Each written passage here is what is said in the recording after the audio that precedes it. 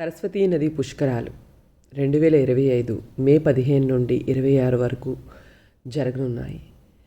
ఉత్తరాఖండ్ బద్రీనాథ్ సమీపంలో ఉన్న మానా విలేజ్లో మాత్రమే మనకి సరస్వతీ నది కనబడుతుంది అంటారు. అసలు పుష్కరం అనేది అంటే ఏంటి? 12 పవిత్ర నదులను పూజించడానికి అంకితం చేయబడిన భారతీయ పండుగ.